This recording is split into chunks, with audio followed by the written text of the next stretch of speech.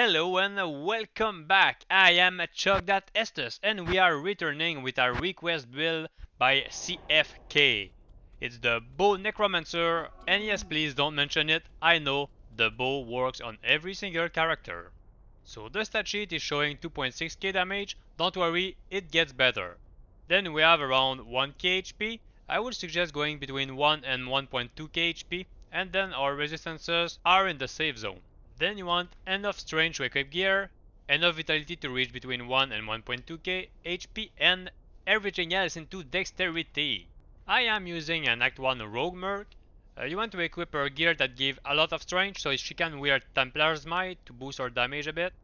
That's why we went with Marrowhawks, Nosferatu's Coil, Dracul's, Andariel's Visage.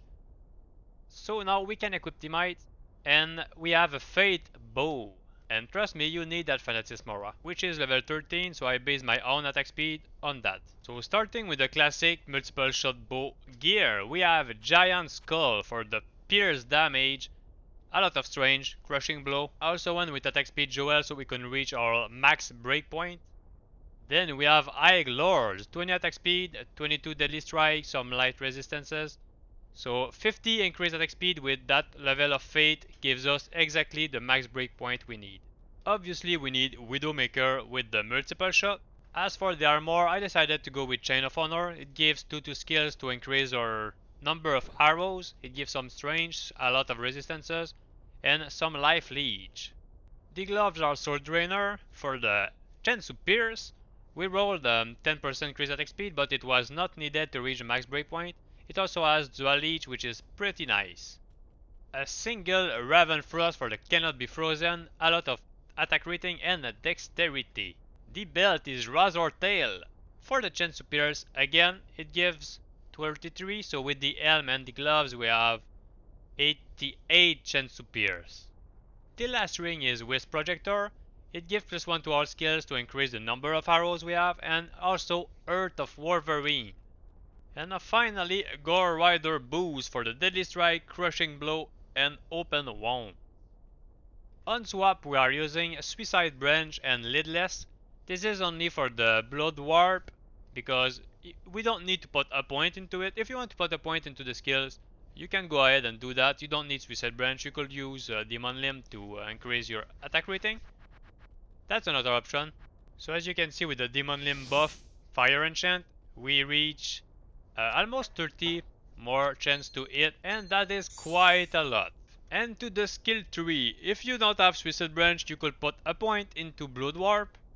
Then I maxed Bone Armor and Synergies, Bone Prison and Bone Wall, giving us a nice chill of 940 points of damage. And finally, you want to max Amplify damage and Curse Mastery. It gives us a nice minus 70% to physical damage resistance. This is going to be needed, and it's one of the advantages of being a Necromancer with multiple shot. So basically, this will put every monster that isn't immune to around 0 physical defense. So this is quite a lot, meaning our damage will deal about 100% of its value on our stat sheet. So while we have slightly less damage than our counterpart, the Bow Barbarian, this will cover this weakness. Oh, and if you want to, you should probably put a point into Dim Vision. It's a really amazing skill, and if you want to just blind everything around your map, you can put a few points into it. It will keep you very safe. While Multishot Necromancer is probably only a B tier build at best, it still has potential and can clear high density maps, as I will show pretty soon. If you are feeling kinda kinky and this may be a build for you, it's pretty fun and different.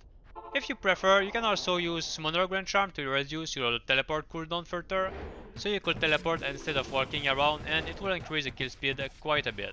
Another option would be to drop the Curse Mastery, making Amplify damage reduce physical damage by 50% instead of 70%. And you may put those points to revives, so you will have some body tanks for you. You could also drop 90 points from Bone Armor and get yourself some Golems and Golem Mastery. So yes, this build is pretty customizable. And those are kind of builds I really enjoy to play because you can do whatever you want with it.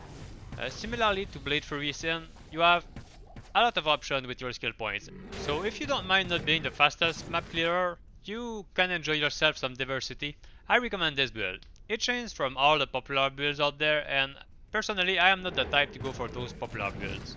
It has decent survivability, decent clear speed, and it's very customizable. So yeah, this is the Multishot Necromancer. If you want to see more weird builds, you have some suggestions, just leave a comment, I read all of them, and if it's worth making into a video, I will definitely do so. So I'm going to tap out for a little while, I'll let you enjoy the chaos run, and afterward we are doing a night density tier 1 map, and see how that goes.